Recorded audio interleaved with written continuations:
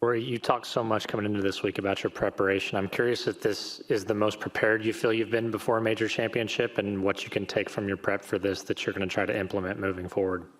Yeah, I joked last week and going into this week, like this place feels like my home course. I haven't played anywhere else in the last 2 or 3 weeks, really.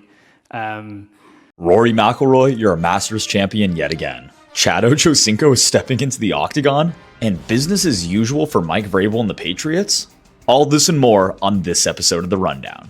Rory McIlroy wins his second Masters title in as many years after going back-to-back at Augusta Nationals to retain the green jacket after shooting a score of 12 under par through 72 holes and avoiding a playoff with world number 1 Scottie Scheffler, who finished solo second at 11 under on a bogeyless showing on Sunday.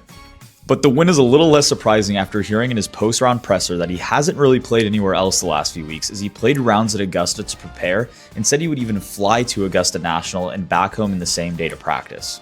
But with this win, it might be time to have the discussion that Rory McIlroy is the greatest European golfer we have ever seen.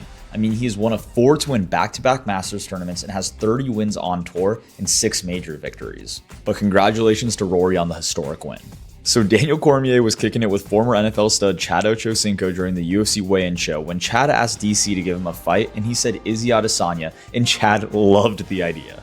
He loved the idea so much so that he called out Izzy and said, quote, "Adesanya, me and you, 5 minutes, 3 rounds, anywhere." And he said, "I'm good enough to survive and be able to strike."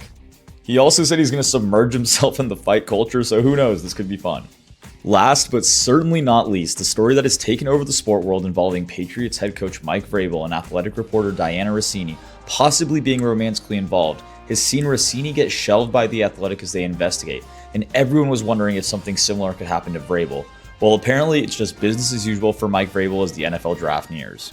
Patriots Executive Vice President of Player Personnel Elliot Wolf spoke with the media today and was asked about Vrabel's participation amidst the scandal. Wolf answered saying, quote, "Mike is very involved, business as usual. He's been in there with us probably this round of meetings a little bit more than last year." So it seems the Pats aren't putting a ton of merit into the drama and are focused on the draft. But that's all I have for you today. My name is Luca, and this has been The Rundown.